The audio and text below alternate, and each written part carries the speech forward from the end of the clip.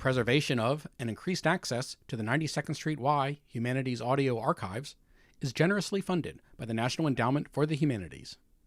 It's my great pleasure to welcome you to the 92nd Street Y this evening. We're very pleased to have Martha Cooley with us tonight to discuss her first novel, The Archivist.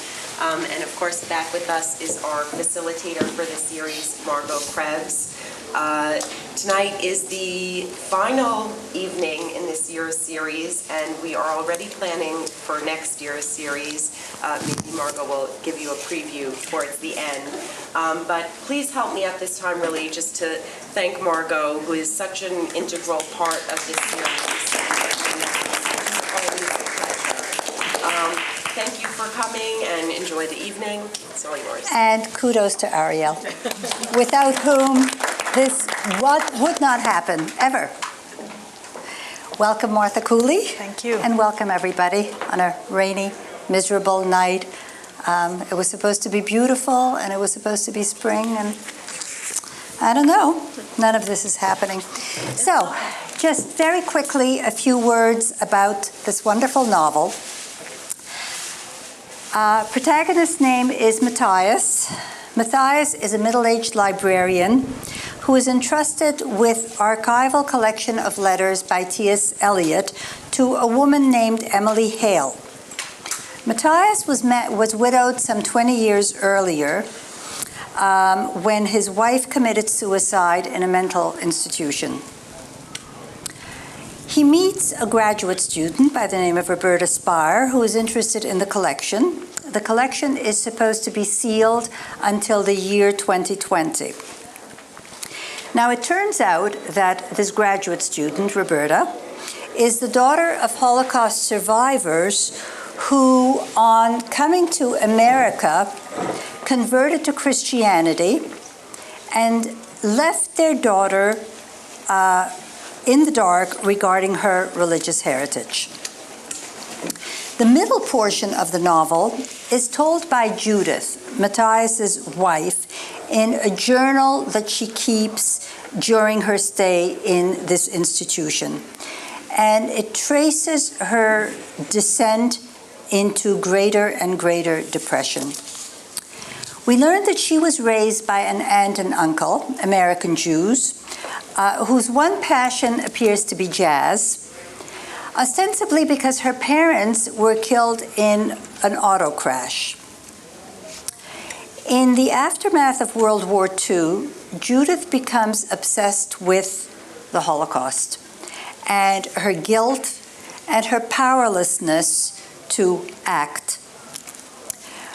Now, when she learns that in reality her parents died in Bolshevik Russia and not on Broadway in an auto accident, she is overcome by this further deception and commits suicide.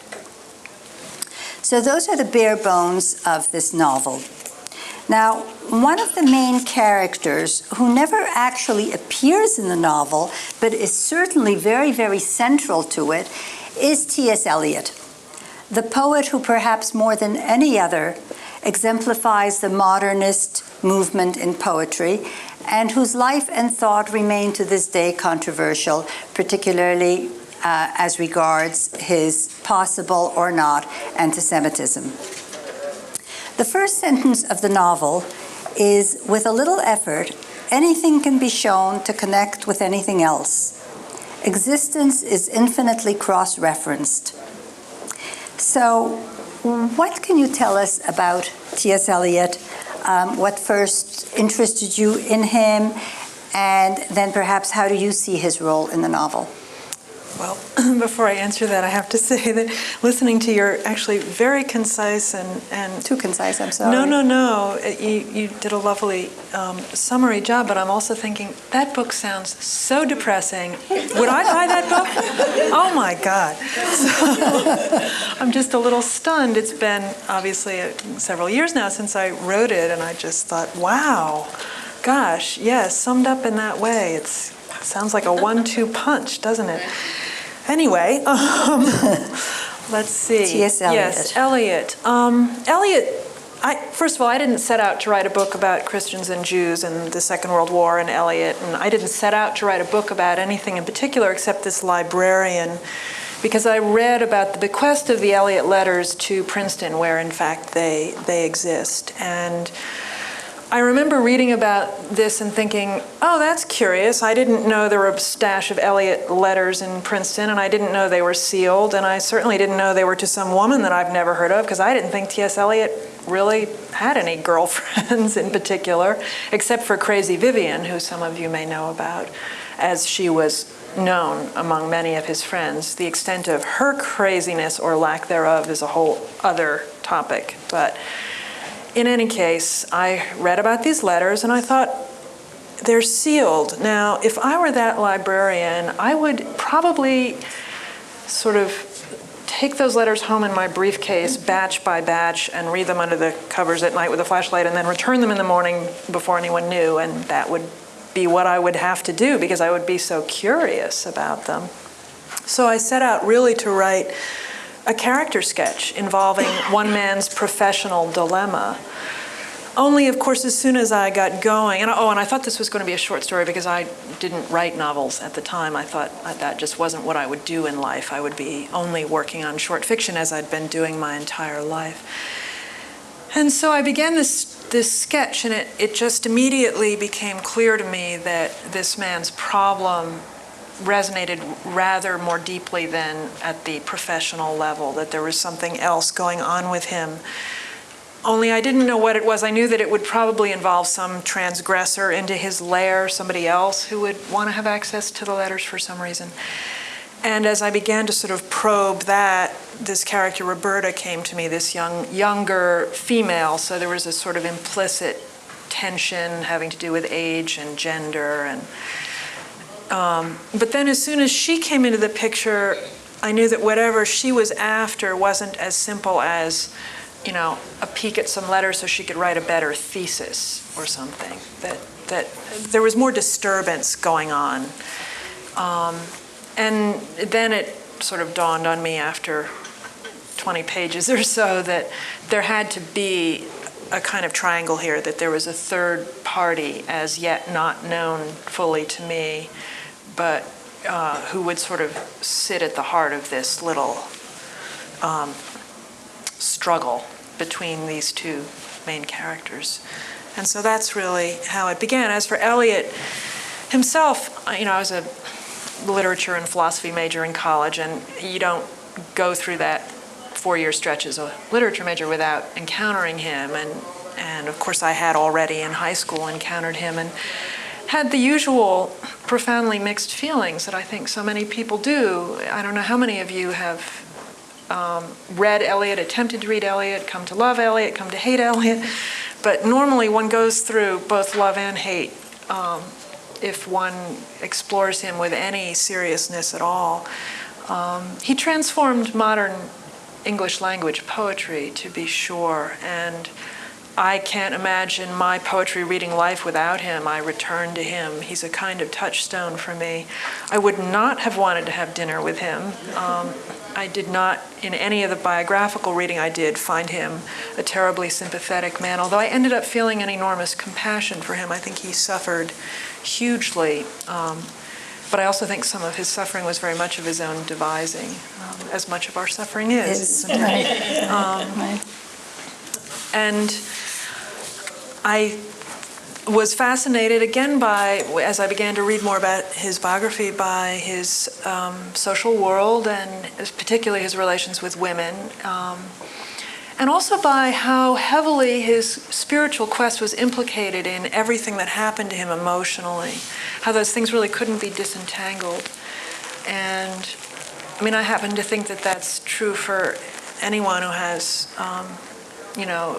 who's on some sort of, call it spiritual, call it religious quest for identity, meaning, whatever. And Eliot's was serious, whatever one may think of how he went about it or what he ultimately came to. This was not a frivolous quest of his. And certainly his relationships with women were complicated by it, I would say, complicated by notions, particularly of sin. I think the world was corrupt to him, and the body was suspect, and therefore sexual feeling was suspect, and all this shows up in a veiled way and not so veiled way in some of the poems, but if you read the biographical stuff, you realize how tormented he really was by these questions. So it turned out that as I began to imagine my way into a story in which the two female characters were both poets and in which poetry was very important to them, I had license to sort of drag my own love of poetry into the story. I mean, that's one thing you may have heard listening to other novelists sit up here and talk about their work. Making a novel is often akin to sort of dumping the kitchen sink of your preoccupations onto the page and stirring and heating up and seeing what gets cooked. And for me, this was a great chance for me to kind of put out in the open my love of obviously Eliot and other poets, jazz, and also my own kind of complex relationship as a non-Jew to Jewish thought and Jewish philosophy, Jewish spirituality. So it all kind of emerged, and that's a windy answer to your first question. But thank you. Well, there are obvious parallels, of course, between Eliot's life and the story here. For one thing, both Eliot and the protagonist have had a wife whom they had committed to a mental institution. There are issues of conversion in both cases, and of course this quest for spiritual meaning that you were talking about is certainly central to the novel and to all of the characters in the novel. So I'd like to take a look at some of the references to Eliot in the text. One of the first encounters we have here says, Judith said she read Eliot because he understood how the sacred resides in time, is time. For me, reading his work, and this is Matthias speaking, the librarian, for me, reading his work is like trying to intercept a butterfly. It comes so close you can see its markings, the luminous wings, and then as you extend a hand, it's gone, hidden among other flickering objects of consciousness. There's a pleasure in this approximation, I suppose, and even in the failure to apprehend. I don't mind the obscurity of Eliot's verse. What good, after all, is an insect pinned on velvet, gorgeous but dead? And then, again,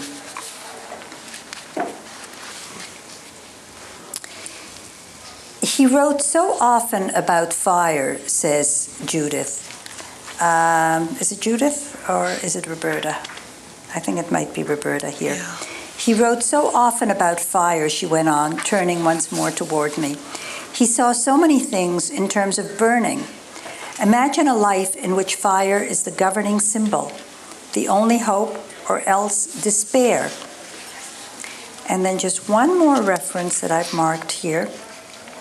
He converted in 1927. He left Vivian, his wife, in 1933, and she was institutionalized in 1937. She died 10 years later. He and Emily corresponded through those 2 decades. I'm sure his letters to her give a sense of what was really going on with that new faith of his, that anti-Unitarian, anti-rational faith that was supposed to deliver him from his tormenting memories. I want the details. How his belief protected him from overwhelming emotions. And it's that last phrase that I find very interesting because I think that that's one of the keys to understanding the protagonist, Matthias. But I wonder if you have any comments on any of these quotes about Eliot. Well, first of all, these are, quotes of characters about Eliot. So throughout, several characters, well, actually all 3 of the main characters comment on Eliot's work from time to time. They see it as somehow germane to their own lives, and I have always felt that poetry is extremely germane to my life, so it seemed natural to me to have people who would feel similarly, and especially if they're in this particular kind of hothouse environment, i.e. an archive, where these both players, both Matthias and Roberta, know the work pretty well, and they're, in a certain sense, they're sparring with it too. There's a way in which they're having a little battle that isn't about the work, that's about their incipient relationship, and they're using that to kind of test each other. Roberta's trying to find out, first of all, if Matthias has read the letters, so that's part of what's going on as she throws her Eliot facts at him to see if he'll step up to bat and play a bit. And yes, certainly the protection from overwhelming emotion is something that Eliot's work speaks to, I think, both directly. I mean, how many of you have read recently or remember The Wasteland, for instance? That's probably the most important and direct example of a poet dealing with. I mean, that poetry, that poem was really written in a time of war and a time of despair at what was going on, what was coming down in the world. I find it extremely relevant to our current times in its own way, although the war is different, the object of war is different. The sense of things sort of spinning out of control, and the sense of people kind of hurrying into the London tube, guarding themselves and not really showing who they are in their hearts, is something he was very sensitive to. He was a curious man that way. He was extraordinarily aware of emotional suppression, but also unable not to suppress himself. So again, if you read any of the biographical stuff, he comes across as just very often very stiff and restrained, and when Vivian would be flipping out at a dinner party and Virginia Woolf would, write these appalled commentaries in her diary afterwards, Eliot would have this mask of self-control, but actually he was just coming apart at the seams. And I think he found it horrifying to his sense of sort of probity that his wife would make a scene when he's giving a reading, as she did, for example, after they had parted, when she brought their dog into the reading and the dog leapt up on the stage and embarrassed him. That to him was horrifying. And yet I think he also felt an enormous guilt that he and Vivian's brother had collaborated in her institutionalization. And all this, Roberta's, as she begins to push Matthias to talk more about his life, it becomes clear to the reader, I think, that Matthias, too, is carrying this burden of unresolved feeling and guilt and confusion. The Archivist, it seems to me, is very much about memory. Well, for one thing, an archive is about memory, and Matthias is entrusted with it. And all of the characters are haunted by memory on either a personal level or historical level, as in the case of Judith with her obsession about the Holocaust. So I was wondering whether the novel is either raising the question or answering the question, but I will raise it, whether you think that memory is a key to understanding and to meaning, or whether it's a sort of a burden that can destroy us, as it did in the case of Judith.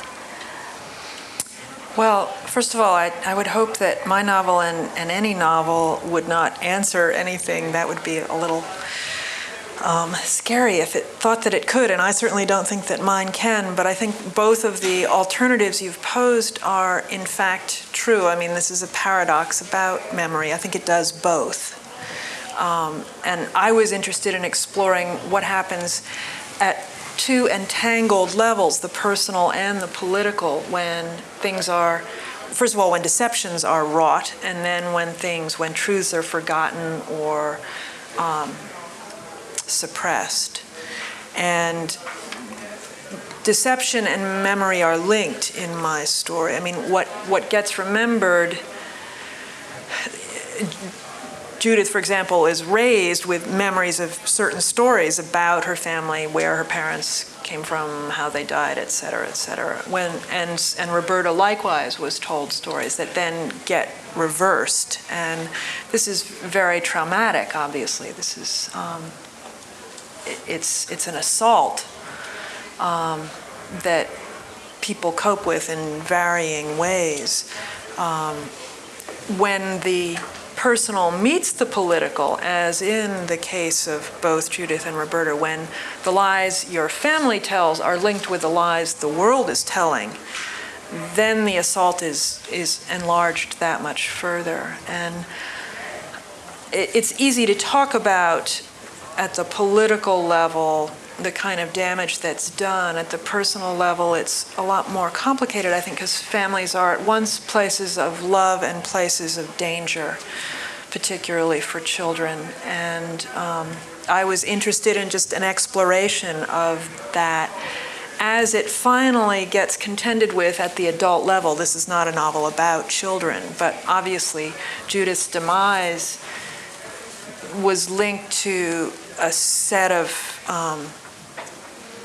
deceptions that were put in place from the earliest time, and she simply lacked the resources to fight against it, particularly when her husband was kind of collaborating under the guise of keeping her calm and happy.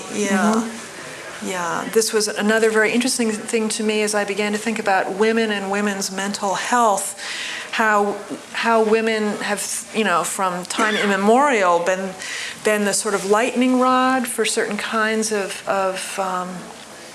tension. And in the Victorian age, you had neurasthenics, ladies who had to have handkerchiefs wafted under their nose with camphor or whatever to wake them up. And then you had, a different kind of vocabulary used to describe hysterical women in the 40s and 50s. And of course, as I backed off, when I realized, going back again to how this whole thing started, when I realized, okay, there's this librarian and these letters and blah, blah, blah.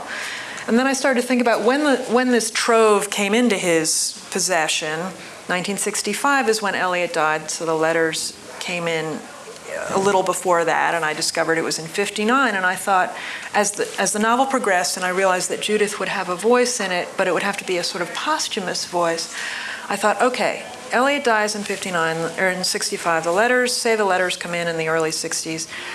Let's just assume that Judith is institutionalized in 1959. First of all, that was a time when women would be given shock therapy. Yes. Well, and not just women. This was also Sylvia Plath, right. head in oven time. This was not a pretty time for intelligent, creative women who were contending with moral issues that the men around them might not want contended with. Then there was just what was going on in the world. When I started to peg her journal entries to what was going on in the world, I thought if you wanted to go nuts, 1959 and 1965 was a pretty good time to do it. There was enough there to send even a stable person into quite a tizzy, and a person already obviously with what might now be diagnosed as manic depression, but who was then just deemed, unstable. The world events worked appallingly well in my favor to lead her down that path. Sorry, I keep getting ahead of what... No, that's all right, please. And if anyone wants to interject, too, please do. I mean, just stick your oar in whenever. They will. In time. You spoke about guilt. And I found it fascinating. I mean, I think that Matthias, for one, lives by his professional obligations, but ultimately he betrays them because he burns the letters in the archive. That got some librarians really upset. There was a listserv among the librarians, just horrified. Sorry, I have to interject. Yeah, I can imagine. Some people, and I was like, fiction? Fiction? I made it up. Well, as a youngster, he has a mother who is a very devout Christian, but he absolutely does not relate to her form of religion. He tries but doesn't really relate to his father. He maintains this crippling distance from his wife. And Judith obsesses over her passivity. Roberta is cut off from her Jewish roots. I mean, there are so many reasons for these characters to feel immensely guilty. I needed to say this, but you actually already spoke about it. I don't know if you want to add anything to it. I think it's a terribly important statement that you're making here. Yeah, I was interested not only in the sort of flagrancy of their guilty feelings at different points, but also in their, for lack of a less sort of schmaltzy way of putting it, their kind of wounded hearts. I mean, Matthias does take a crippling distance, but he also loved his wife deeply. Absolutely. And, my hope is that shone through at least as much as everything else. I was interested in the complications of a man whose surface is so deflective, but who's actually has an enormous tenderness within as well, and who, because of the way he was raised, learned early to put up a protective armor, but who found the whole, negotiating this situation with his wife was just horrifyingly frightening and terrible for him, as I suspect it must have been for Eliot. I mean, Vivian did some pretty weird acting out in public, and for a man who so needed his public face to be one of a kind of dignity. I was reading, coming over here, some poems by people of that era, Plath, Berryman, Rothke. It's a great book, 8 American Poets, and there's a line in Rothke about how madness is, how does he put it? When the dignity of the soul meets sort of unavoidable circumstance, and a kind of collision between, what the soul or the psyche naturally wants to maintain as its balance or honor or dignity, and then just the crash of, in this case, the Second World War. And I mean, he too has his own kind of spiritual crisis. There's one point where he goes around to various churches and, can find no solace. And one point too where he ends up in the jazz church on Lexington down in 53rd and is kind of brought to his knees there in that space, which was a childhood space for him. The church was his childhood space, just as for Judith. Well, actually, Temple was not a childhood space for Judith because the people who raised her didn't think much of all that. They were much more interested in jazz and right. drinking. They were assimilated and highly disinterested Jews. And they were more like the Jewish people I knew from college on, sort of not heavily identified in a religious or spiritual way. So it gave me a chance to explore that as well. So the novel depicts the hardship of this intermarriage. Matthias feels that he did Judith a great disservice by being an obstacle to her religious practice. He says this several times. And what comes across is that his God, his conception of God, and the Jewish God could not coexist. And let me read just a few passages here to make it clear.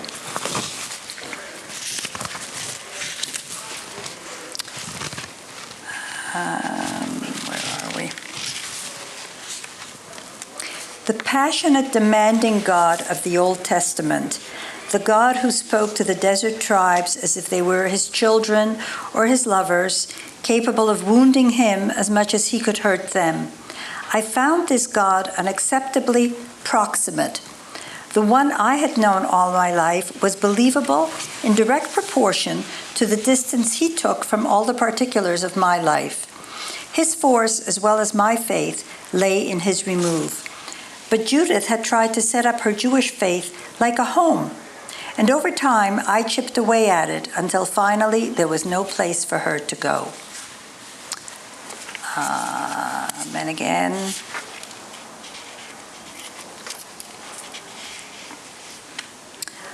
I didn't pray or attend church, though I persisted in a belief unarticulated, unquestioned, that Christ's intercession would govern the course of my days. I did not wish to know why, how, or why.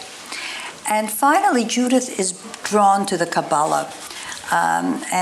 There's a rather lengthy, I hope nobody minds, but I think that we have to read this to really understand what's going on here, because I think that these religious issues are very important. Let's see. In the early 1950s, Judith began writing about the Kabbalistic myth of God's exile. One evening, I asked her to explain this notion.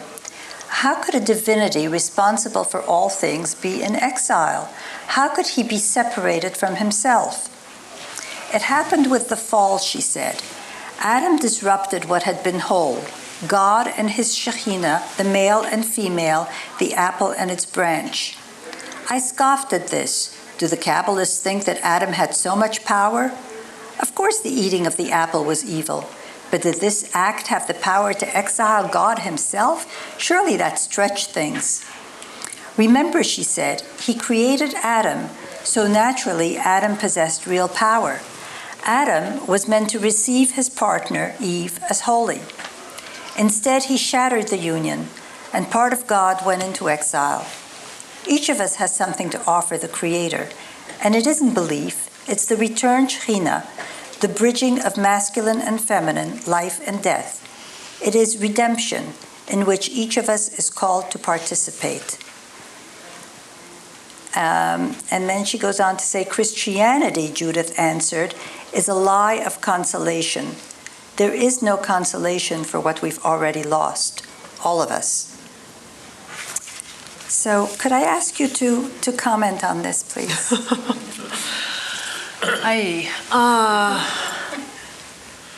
Well,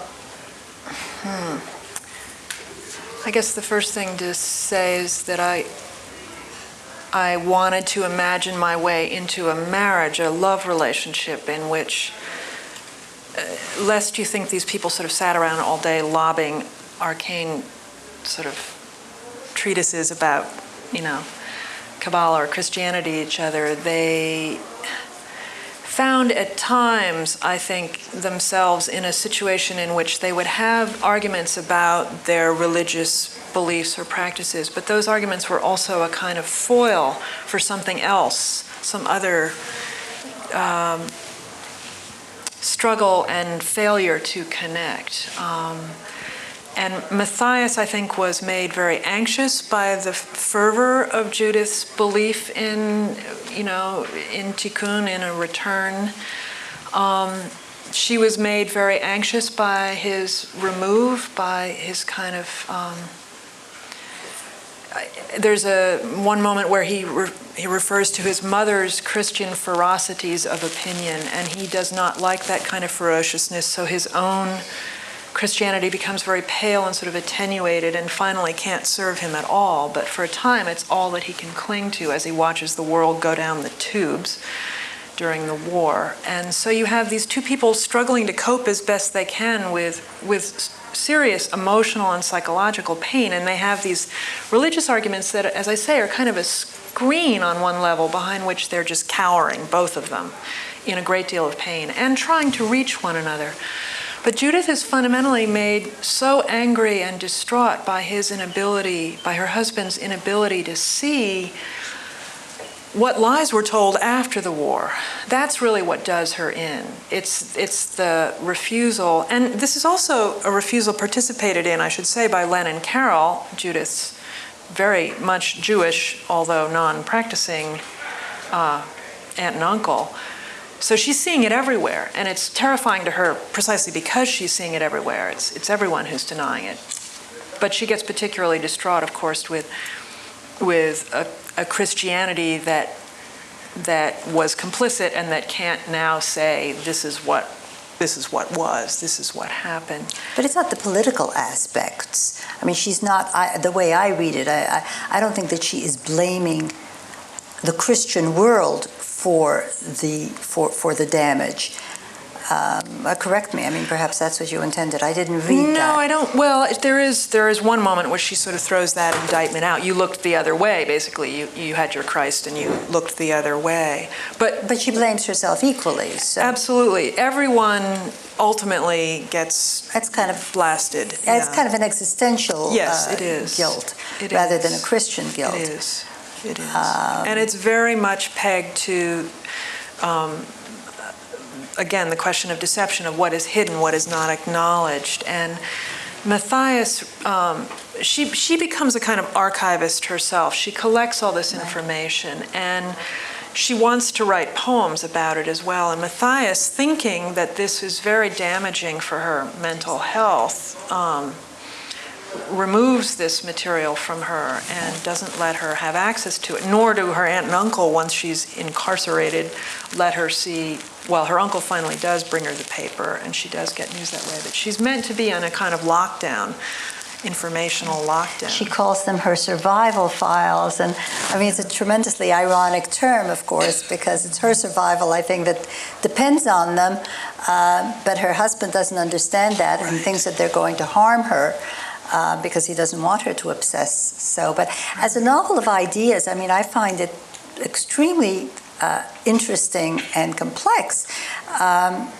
The notion of redemption is clearly quite different, as you explain it, between the two religions, and in a very basic and important sense to these characters. So, particularly since you started off by saying that you are not Jewish, I think that it would be very interesting, and I think most people in the audience are, I'm not sure, but I think that it would be very interesting to hear you perhaps elaborate on that a little bit. The difference in the concept of redemption as it is discussed here, as Matthias and Judith see. Well, I should say right off the bat that since I lapsed from Christianity a very long time ago, like when I was 16, I'm not really in a position to, speak. But in an intellectual sense. Yeah. How do I go at this? I guess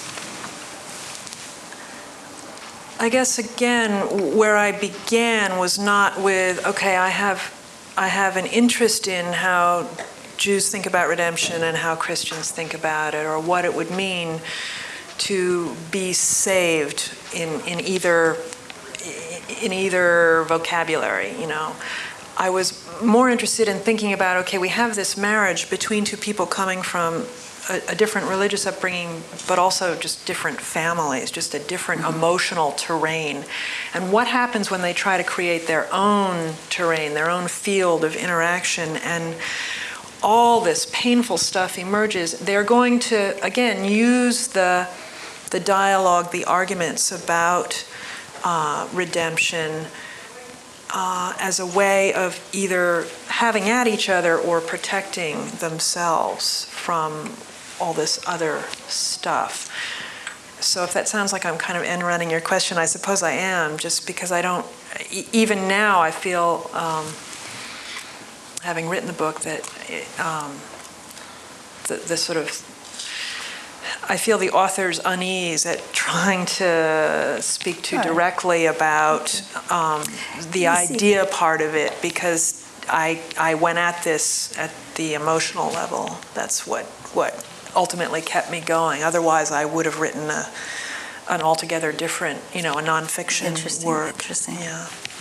Because, of course, I was very much interested in that, so I'm raising that particular question. Oh, and I don't mean to, I'm honored that you found, ideas worth mulling over. Yeah, but. What I found very interesting is the notion that in Judaism, redemption is something that one has to participate in. And you said that in the passage that we read. That's what we said. Mm-hmm. That's what you said. Yeah.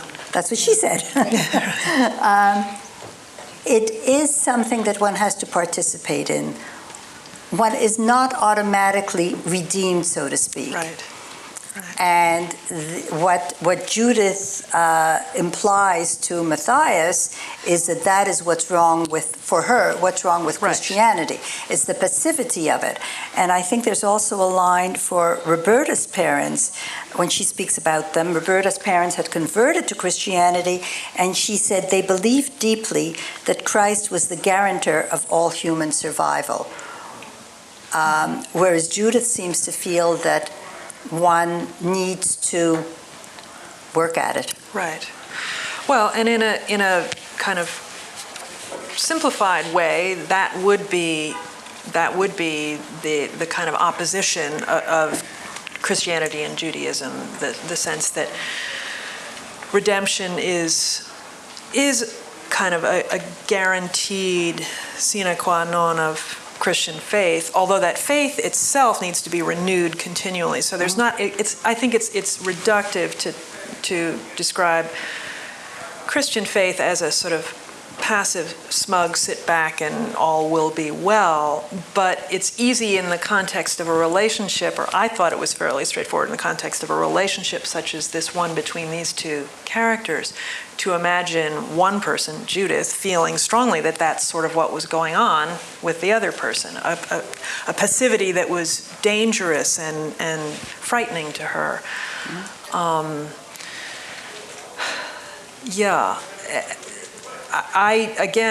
I was compelled by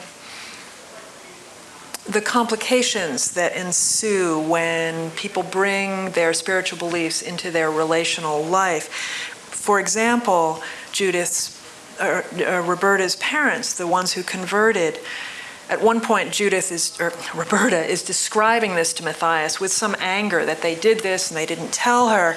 And he kind of comes back at her saying, well, what would you have had them do? I mean, they loved you. They were trying to protect you. You need to see this in all of its... I mean, they barely got out. The church in Hoboken to which they turned helped them. It's not quite so easy to sort of indict them for having perpetrated this lie in your life. There's more to it than that.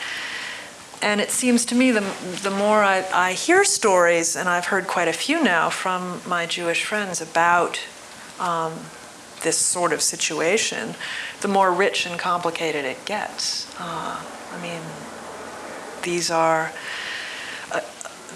again, such powerful instances of where political or world historical event meets the logic of families or the illogic of families, and all bets are kind of off there. You can have whatever well thought out set of beliefs you want, but then when it comes down to the imperative of protecting a child, what does that mean? How does that happen? Protecting a wife, how? What's best? Let her see the worst or take the worst away from her? And if her notion of redemption is that kind of constant participation and engagement, what happens if she's not mentally strong enough to undertake that? What do you do? Those were the things that got me excited as I went on and the story started delivering itself to me. Again, because I didn't know what I was getting into till I got into it. These things came at me and I had to figure out a way to put these characters in an ongoing situation that would reveal the nuance and not shut the story off into one set way of thinking about the ideas. Well, in any event, for all of these characters, God is necessary for survival, I think. But so is love, right? And you started to talk before, I think I may have interrupted you, about why their love fails in this very, very tragic way. Because yes, it's true that they love each other. I, though, felt it somehow much more intensely in Judith's journal and Judith's love of her husband than the other way around. I don't know why, but that's how I perceived it. You say perhaps what is called love is really an empathetic and hungry imagination. I love that, an empathetic and hungry imagination. And that's Matthias. I mean, I think he knows that his love, I guess my hope was that his love would become clear in direct proportion to his willingness to say that it failed, you know. I mean, I think he can see himself at the point at which he's narrating this, which is 20 years after the fact. He can see himself as having been a very shut down human being and a very frightened human being. And Roberta, you know, I was not interested in a May to September romance here. That wasn't where I was going to go with it. That would not have been compelling to me. But there is a sexual tension between these two that I needed to be there. And an emotional tension and a kind of sparring that wakes him up, not just to his own maleness and, you know, all of that, but to his grief, to what he really lost, which was the opportunity to express that love that he felt. So it's a kind of long after the fact alerting of his heart to what it really was full of. And I felt that kind of poignancy belonged to a character like this man, for whom, after all, control is everything. Even at the end, he still does this incredibly transgressive thing, but he does it, you know, in this very controlled kind of way. I mean, he is who he is. He's damaged goods, and that's how his damage asserts itself. You know, what I also found very interesting is that there is an element of risk in a relationship, in any relationship, I guess. And Judith says, because I'm either completely swallowed or completely separate, either overwhelmed by the force of who he is or absolutely isolated from him. Which I think is the kind of emotional ping-ponging that someone experiencing manic depression will have. So, well, there is. I wonder if this is why it fails. These are lines, I guess, from Eliot, a poem, a part of a poem. On a high chair alone, I sat. It's Auden. That's Auden? Yeah. Ah, okay. On a high chair alone I sat, my little master, asking why the cold and solid object in my hands should be a human hand, one of your hands.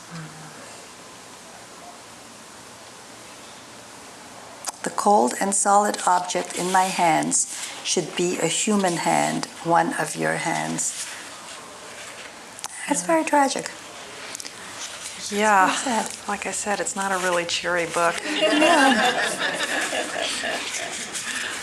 But it has some good poetry in it. I'd like to put in a plug for the poetry. In addition to Eliot, there is Auden and there's Leroy Jones, now known as Mary Baraka, who's some of I these wanted to ask you about that. Now, of course, for Judith, he was still Leroy Jones, and he was Amiri Baraka for you as you wrote it, but that was, I guess, prior to his virulent anti-Semitic poetry.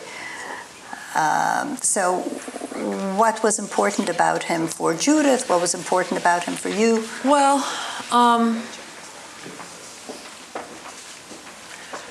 he was one of the most important beat writers that New York knew.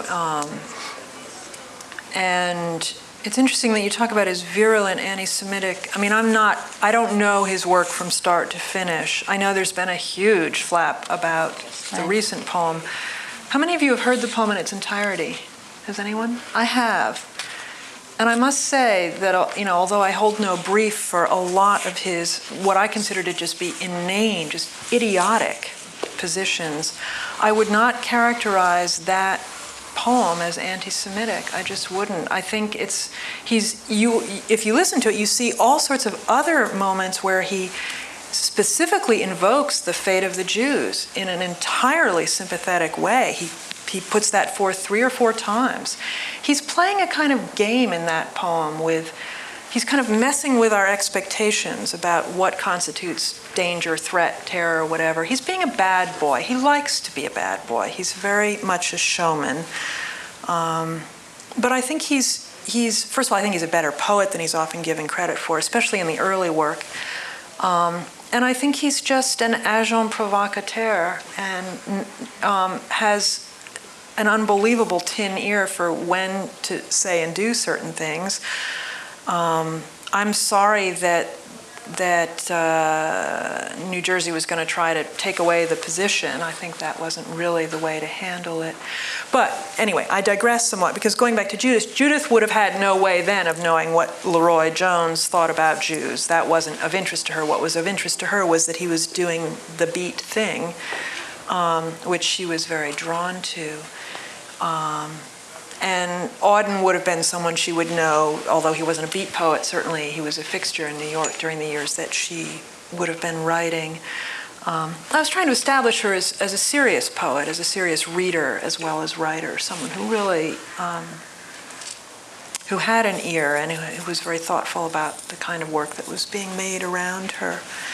Also, she loved jazz, and Leroy Jones and so many of the other poets of his time did as well. What about Bud Powell? I know that he ended his life in a mental institution Yes, also, he did. but I don't know too much about him. He was a pianist, I think. He was a pianist, an unbelievably talented, wonderful. If any of you like jazz and you haven't heard Bud Powell, go out and get Bud Powell. He's really great. And he was a whack job. He was out of his mind. And he used to draw clefs and write music on the walls of his insane asylum. He would come to clubs where he was supposed to play drunk out of his mind and sort of stagger around. I mean, he was a mess. He was a mess, and he was a very, very talented man.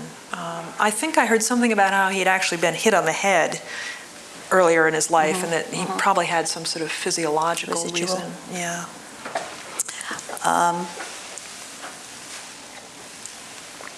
But she identifies with the plight of blacks in America also. That's a kind of transference that happens in her. And she specifically identifies with Powell because one of the attendants at the mental institution where she's staying reminds her of him and becomes Powell to her, basically. So. Why does Matthias burn Eliot's letters? Now, on one level, I think I understood it. And what I understood was that Emily had saved the letters against Eliot's will. He had said, burn them, destroy them. And making up for the fact that he betrayed Judith's trust by, burning her or destroying her survivor files. And keeping her journal. Right. It struck me also that when he was doing that, it was one of the very rare instances where we see him acting, that he is actually participating in redemption, in the way that Judith might have spoken about. Yeah, I think you put your finger on it. What interested me about that moment, as it came to mind as a possibility, was its incredible ambiguity. That on the one hand, it's such a transgressive thing to do. On the other hand, it was the only reparation he knew to make. And as mixed an act as it was what he felt he could do. And I meant it to be a huge question mark hanging over the end of the story. It was my question, so I put it on the page. So, yeah.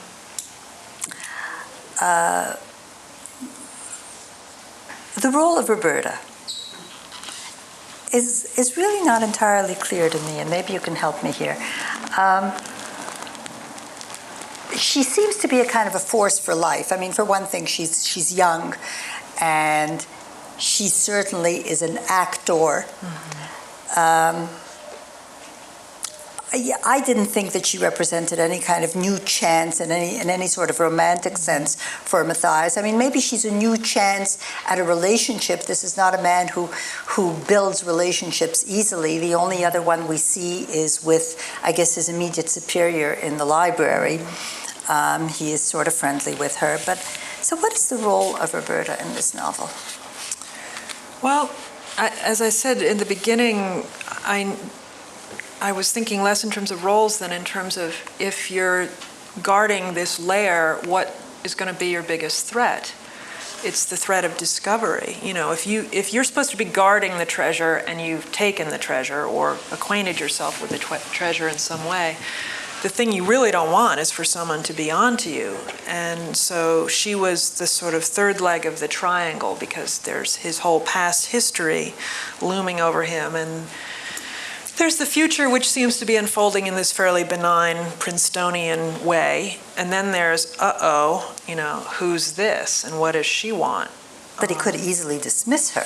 Yes, but then we wouldn't have much of a story. No, right. So I come back to what is her role? I think she obviously had to summon the ghost of Judith in some manner, both by her physical presence and by her own personal history with all its charged deception stuff. She also had to get him to the point where he would do something, where there would be reason for action. And as she keeps pushing, she has her own reasons for wanting to see the work. As I said, it's not so she can write a better thesis. She's compelled by the notion that there's something in that correspondence with a woman who Eliot was obviously very close to, that would illuminate his own tortured relationship to religious identity. She's hung up on this conversion question. And so she's pushing on that, and at the end she prompts Matthias to act, and he prompts her to have to kind of recalibrate her sense of what her parents did and why. So they end up doing something for one another without falling in love or having an affair or whatever. They end up getting right at the heart of what's twisted in each other, what's blocked. And that's really how I would end up seeing her role. Although again, as author, I don't think in terms of what will her role be. I just think about the next page, really. Well, but that's our job as readers. Right. So I wonder if any of you have questions, comments. I think we're eager to hear from you. And I promised that you would participate. Yes. At the end, where he burns, and you brought up the fact that Judith's journal was not burned, I saw that this was a tribute to Judith, and he finally can say, see, I'm not so passive. Mm-hmm. I'm not so passive. I do love you, and I'm doing this.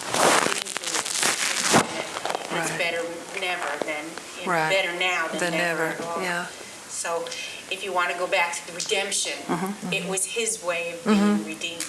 I think so, as kind of perverse as it is, but how many of us do pure redemptions? I don't know. No, they usually had a perversion. Right. True. Right. Yeah. Yes. Oh, I was confused by the end of the book too, so I'm glad it was supposed to be ambiguous, because I kept thinking, oh, I'm missing something. But I kept coming back to this idea that he was making some statement about the value of memory, and that the women in his lives had been very much hurt by these things from the past that came to light as adults, and that by wording these letters was a way of his closing possible memory for others to have with Well, that's very interesting, because, on the one hand, yes, he could certainly say, if there's hurtful stuff here, it's not germane to the work and I want it gone. It shouldn't have to. On the other hand, everyone who would be affected would be dead, so, which is the argument against sequestering for that period of time.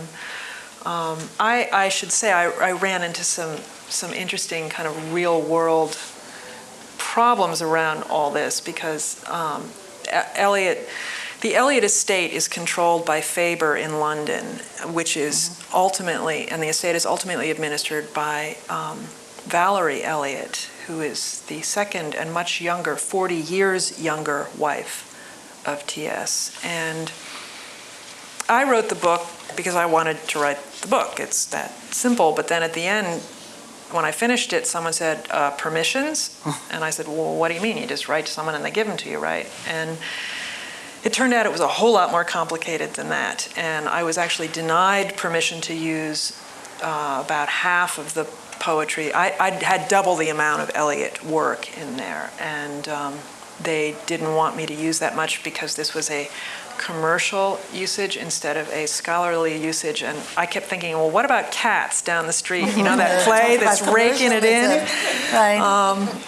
But leaving all that aside, I was initially, as I say, I was initially turned down altogether, but that's because the request was made directly to Faber and not through its proxy here in the United States, Harcourt Brace. And the Brits are nothing if not formal about protocol, and I had inadvertently violated it. So I was initially told, no, you can't get it. And then I went back and went through the channels and was granted permission by some flunky in the permissions department at Faber, who then left the company about 3 weeks after I was granted permission. I have no idea to this day if it had to do with her having done something that Valerie would prefer not to have been done.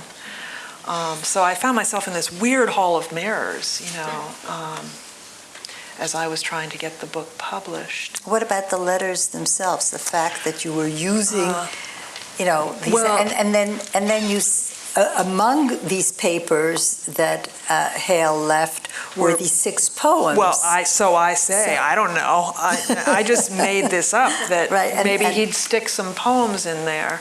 Everything I've read, by the way, about Eliot, his letter writing habits, his relationship with Hale, etc., lead me to think that when those letters finally hit the light of day, and I will be there if I am on the planet at the year 2020, I will be online, but I don't think it's going to be Tara, dear Emily, I can't wait to see you naked again. I think it will be cat stuff, because he loved cats, and just more lighter. I don't think they're going to be very revelatory, actually. But in my imagination... People all putting this down for future reference? In my imagination, these letters also included drafts or makings of poems, possibly whole poems. And so what Matthias does at the end is to save those, and he shares those with Roberta because she's a poet and he thinks she should see the poems, but she should keep it to herself. And he destroys the rest. And I never heard directly from anyone at Princeton about what they think about this, but I did have to make a call to the library as I was finishing up because I suddenly had this horrifying thought that what if, I named Matthias Lane, a fairly harmless sounding name to me, but I thought if I have gotten really unlucky and chosen the name of someone who worked in that library, I'm going to be screwed. This will be really bad.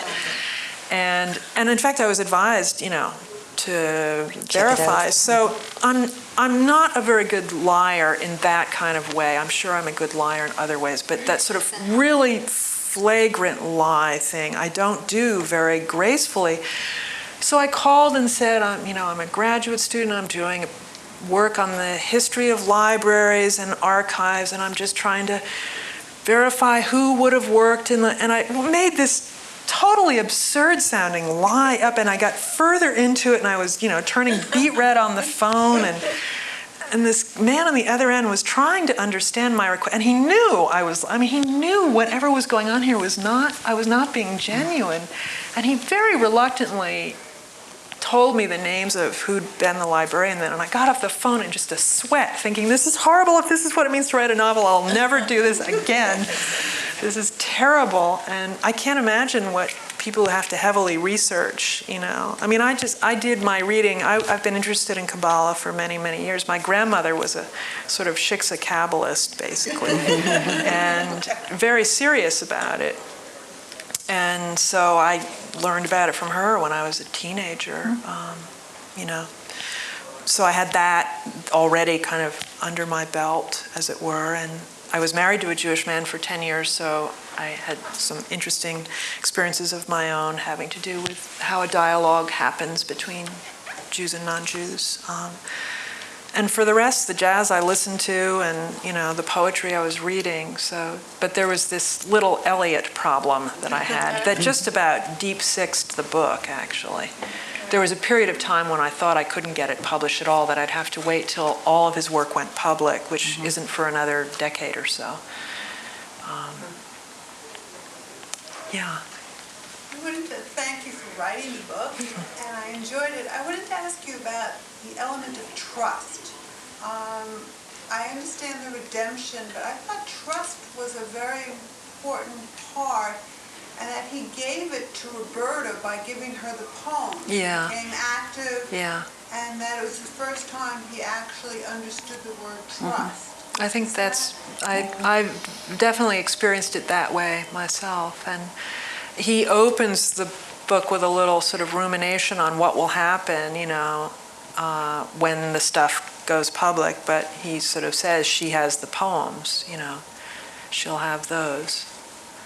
Well, So. that was an act of love also, was it not, to him? Yes, I think it was as much love as he could express, in the way that he could express it, which was not straightforward. He's anything but straightforward. It's not how he's built. He doesn't know from straightforward, so he has to do it another way.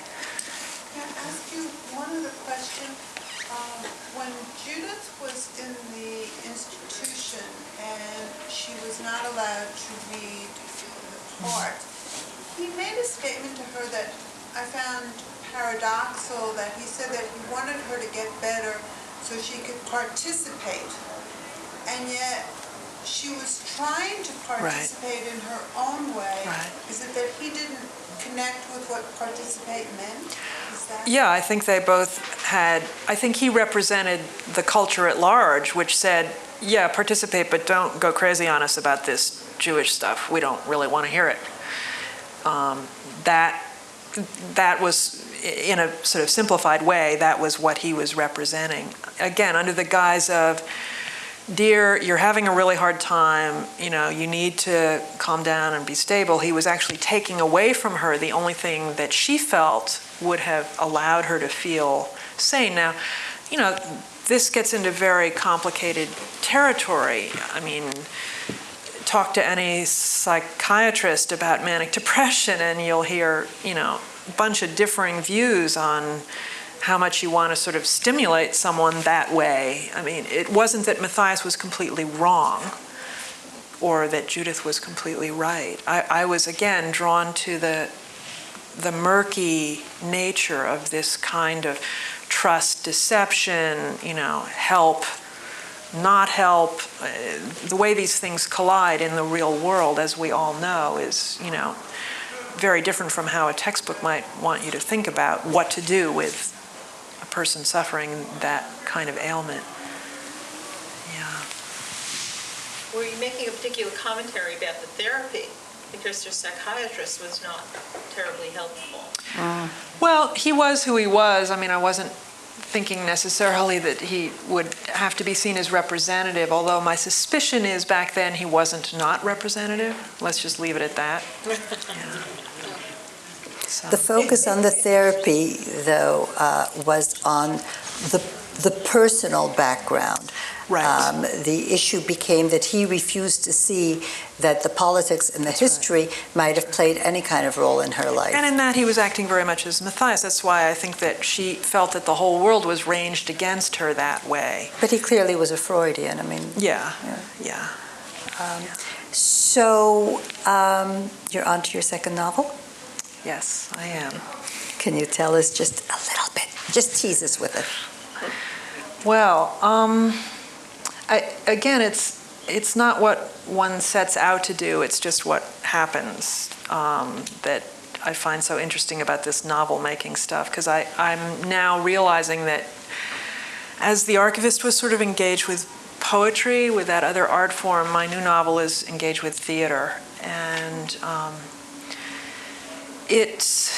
what prompted it? Part of what prompted it was that I lived in Moscow, Russia in the mid-90s, and was, of course, very drawn to and interested in Russian culture, and particularly the incredibly rich flowering in the 20s and 30s of all the art forms in Russia.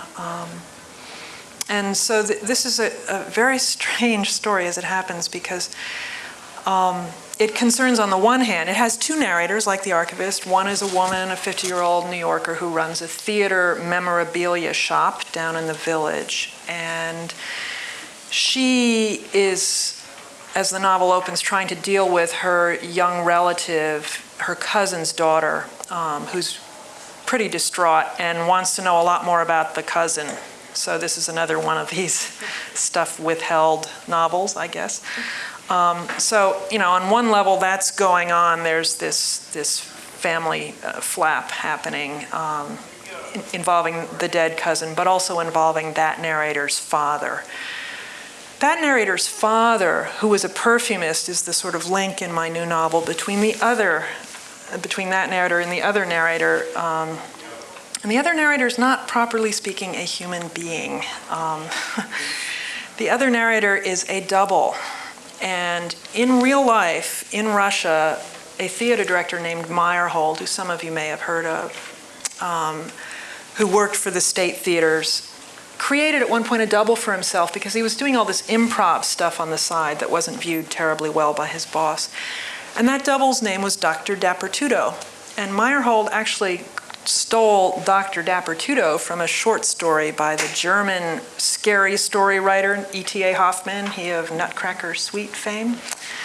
So here's Meyerhold taking a character out of a German writer's story and creating a double for himself under whose name Meyerhold publishes articles and does various stuff.